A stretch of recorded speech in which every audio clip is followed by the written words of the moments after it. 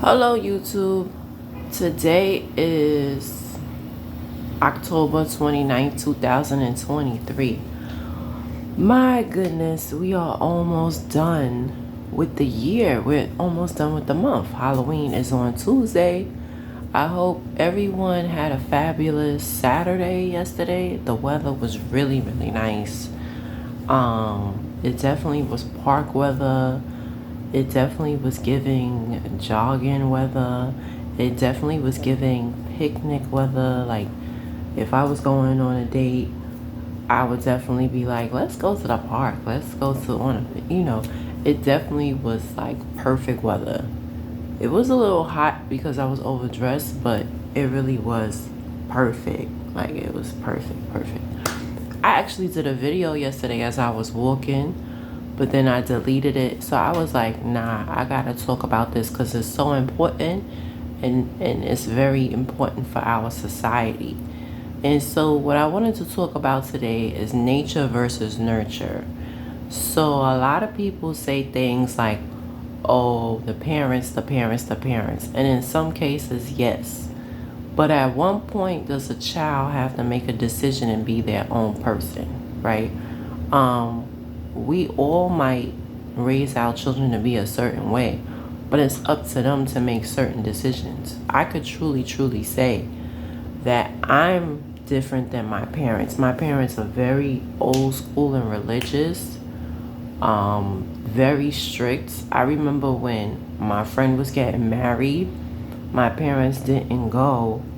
They were invited, but they said that they're not going because she was getting married on a Sunday and she had a baby.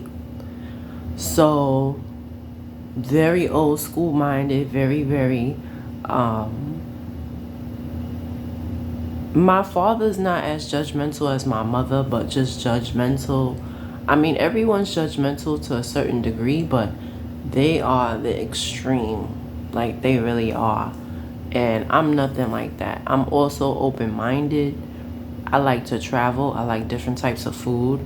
My parents, especially my mom, if it's not American, she's not eating it. So, like my father, I could get him to eat different stuff. You know, like if I take him, like I took him to a Mexican restaurant years ago, and then him and my son, we went on Easter, we went to an Egyptian restaurant, and then Friday night we went to a Korean restaurant. So my father will try different types of food if I'm saying this is where we're going. At that point, he doesn't have a choice. So, but that's not his go-to. His go-to is American food. His go-to is McDonald's. His go-to is, you know, yeah. So I'm completely different from that, you know. There's a lot of characteristic traits about my parents, and I am nothing like that. And people would even tease, like, you sure you're not adopted? Yeah. And then also, it's funny because my family members, I have two cousins, very strict. Very strict. They don't travel. One of my cousins, she just started traveling. She went inside of a pool for the first time, and she's in her 40s. And I'm like, do you not, like, did you not go to Bessie Head growing up? Because it's like, if you from Brooklyn, everybody know Bessie Head. So Bessie Head is in Brownsville. Even though Brownsville is a bad area, I feel like everybody went to Bessie Head at least once in their childhood. Bessie Head it's a nice park. There's a public pool, and they got like public pools and stuff in Manhattan. But Brooklyn, that's if you live in East New York, Crown Heights, Bed-Stuy, that's your go-to public pool. Everybody been to Bessie Head. So when she says she never been inside of a pool, and I said, so, but that's because she never went on a vacation. She anti-vacation. My father the same way. He said he not a vacation man. I don't know what that's about. I don't know how you could be anti-vacation. It's just, that's not normal. I feel like everybody needs a break. Everybody needs a break. So if you home Some people feel like, oh, if you home on vacation, that's vacation. It's not, because who has to empty the garbage, right? You. Who has to, like, when you in a hotel, somebody else is emptying the trash. Somebody else is making your bed. Even though you home, if you just home, you still have to do those things. Nobody else is going to do it for you, unless if you live with someone or if you got kids.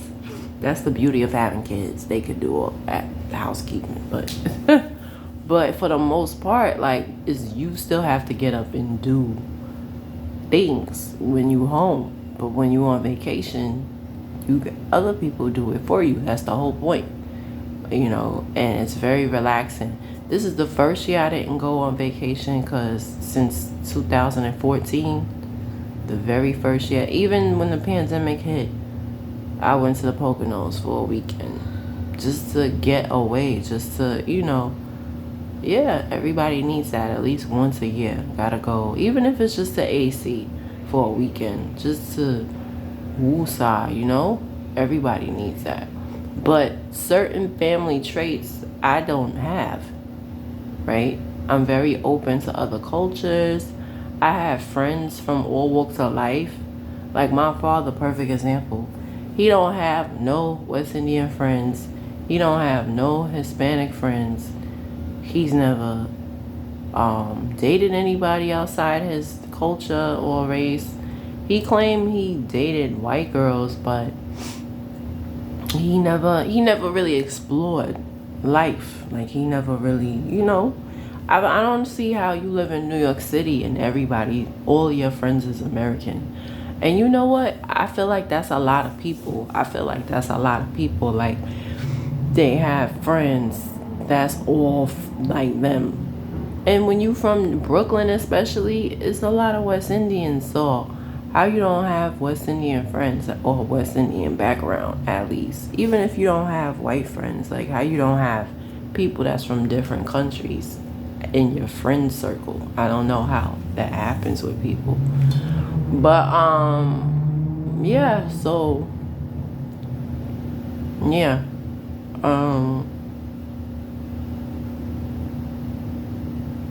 Yeah. But the kids of today, like, perfect example. My family and I went to the movies yesterday to see Saw 10. By the way, that's a really good movie. It's a good concept, and I think everybody should check it out. But my son was walking around with a hood on, and I'm like, why you got a hood on? Like, in a movie theater, I could understand because it's a little chilly, whatever. But you outside, it's 80 degrees. Like, in this generation, in 90-degree weather, they wear hoodies with a hood on. And it's like that we as parents, we not teaching them that, right? So that's nature versus, I'm not telling him to wear a hoodie in 80-degree weather or 90-degree weather. I had a hoodie on. I didn't know how hot it was, but I had my sleeves rolled up, and I'm not gonna wear a hood. And I made sure I wore my I was like, just in case if the temperature go up, I wore my thin hoodie. I made sure I didn't wear my heavy hoodie like I normally do, because it be cold in the mornings. But I wore my my thin hoodie. So my pink hoodie, those are thin. Those hoodies, like I think I said in a previous video, those hoodies I gotta wear a jacket with it if it's like chilly outside.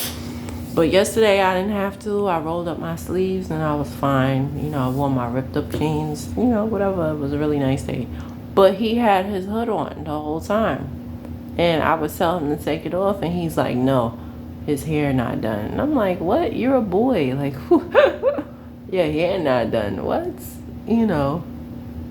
I mean, when you a girl, it happens. Like, especially when I take up. Now my braids, they still look fresh. They don't look bad.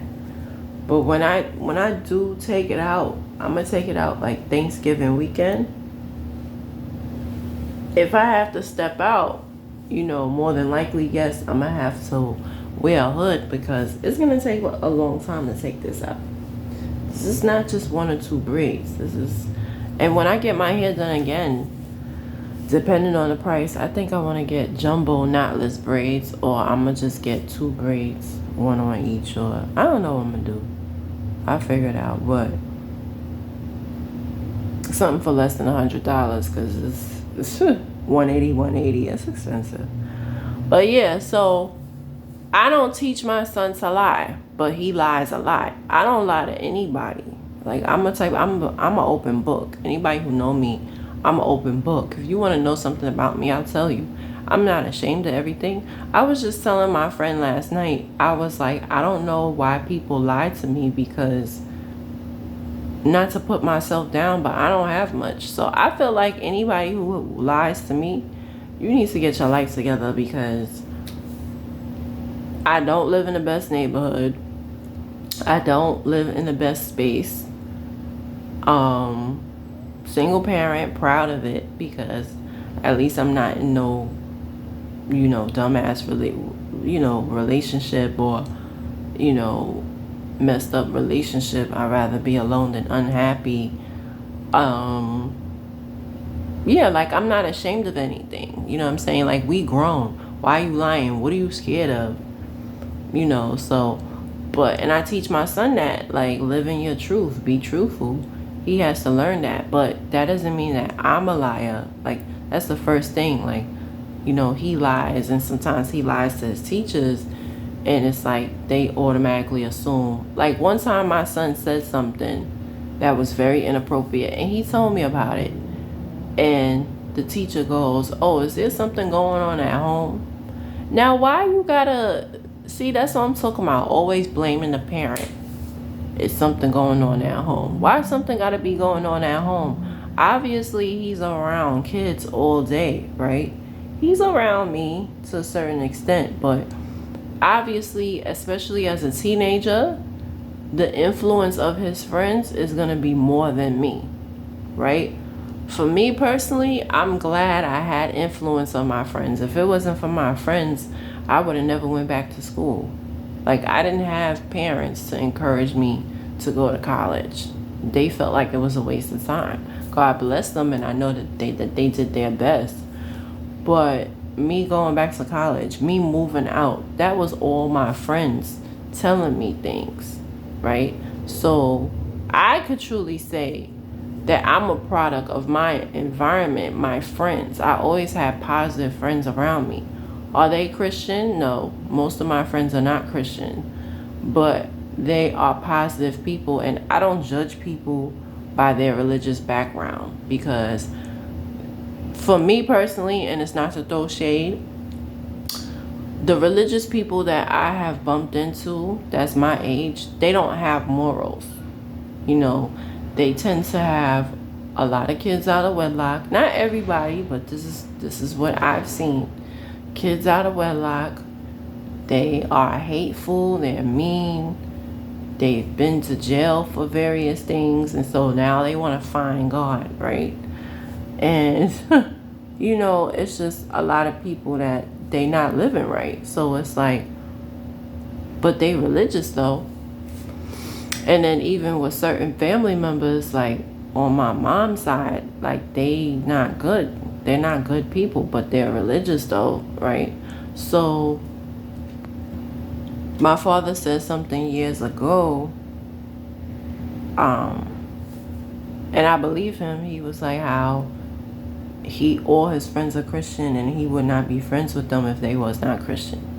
Now that's his choice. That's his choice. That's his choice. I'm not gonna judge you. My thing is, you need to respect my beliefs.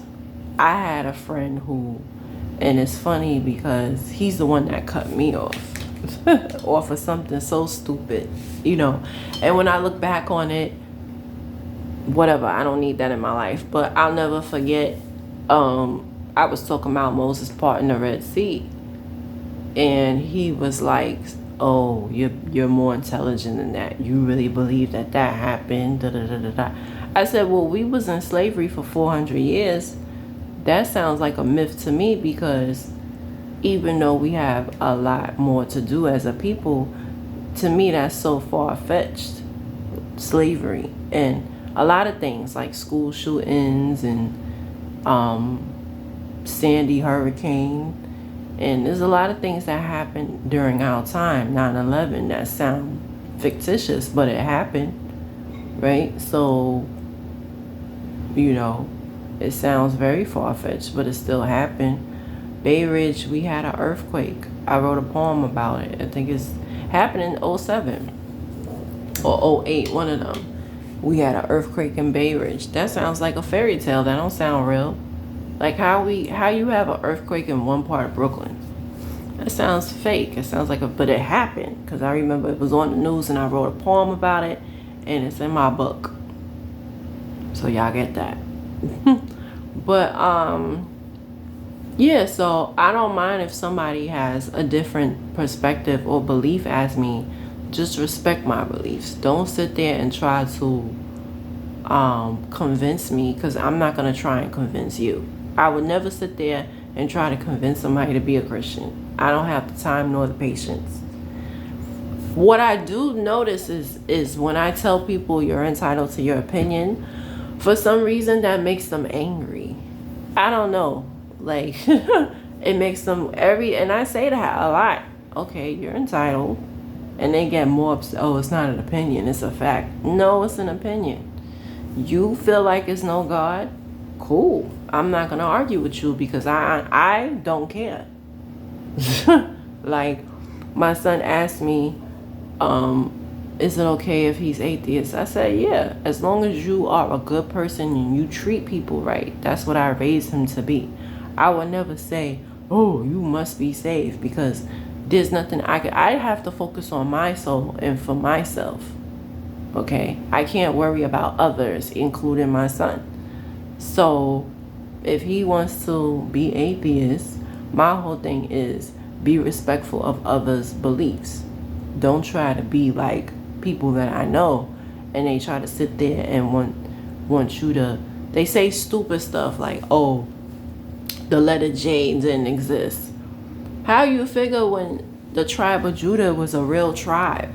Jezebel was a real person. Judaism was a real religion that existed. Judaism, if I'm not mistaken, was the first religion, because Judaism is found in the Old Testament. Moses was a Jew boy turned Egyptian. That's why he was, they called him Moses, but his genealogy, his biology, y'all know the story. His mother put him in a basket, and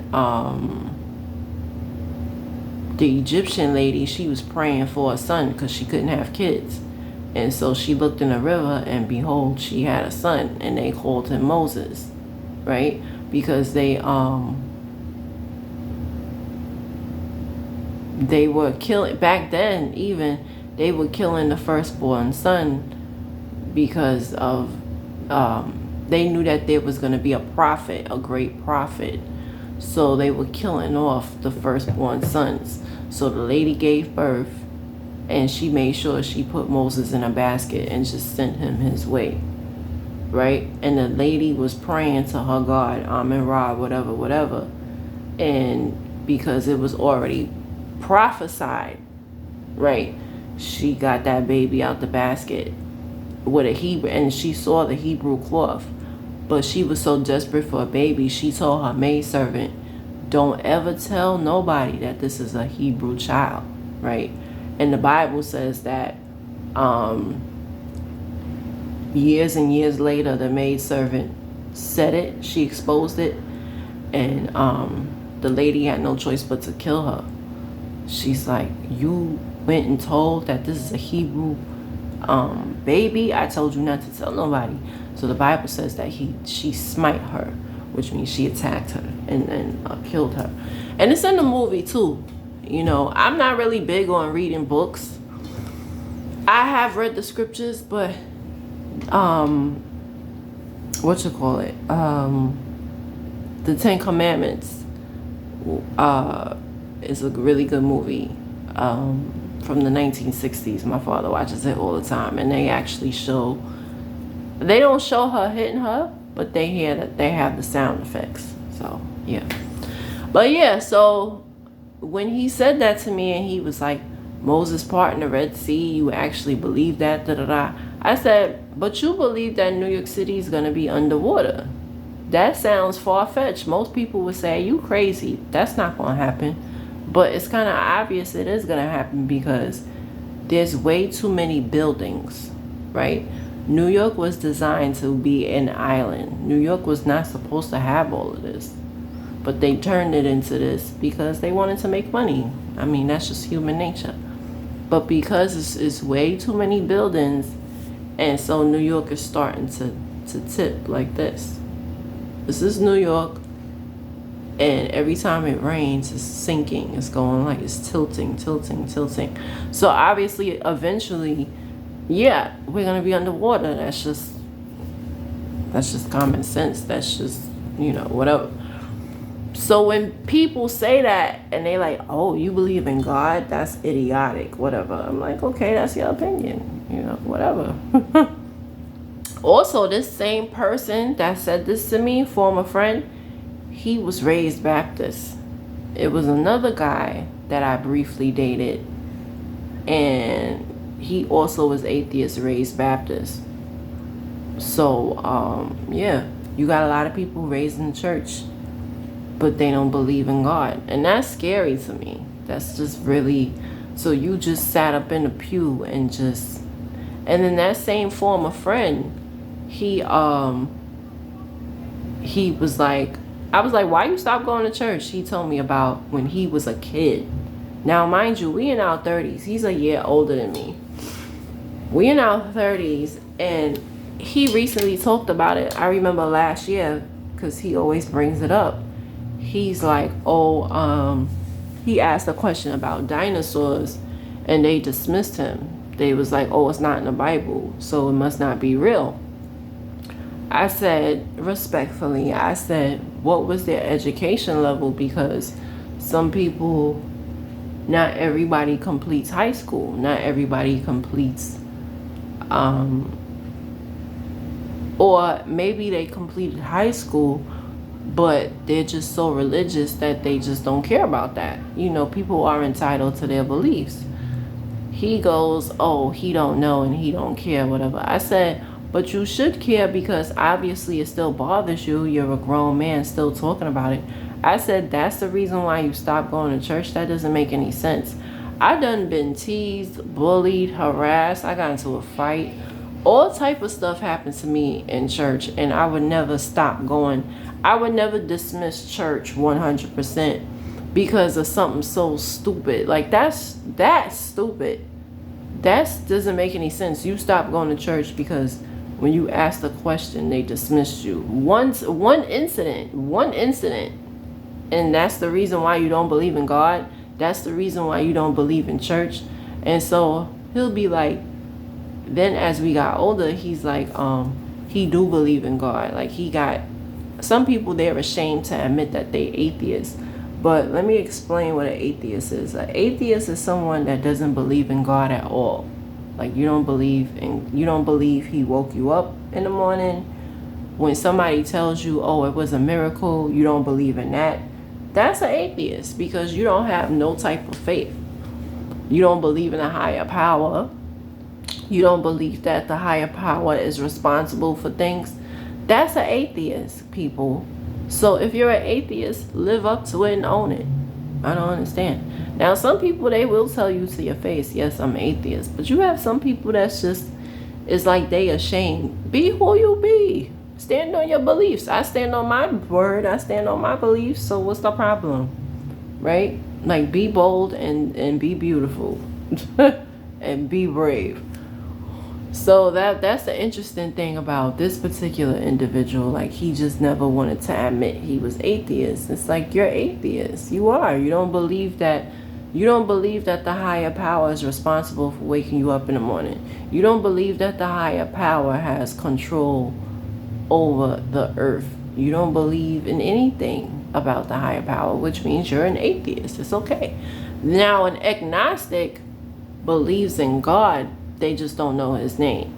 So you have people that will pray to God and say, dear God, but they're confused as to who he is. So you have, So I have a cousin like that. Like, I would consider her agnostic because she is not Christian. She does not believe that Jesus rose on the third day.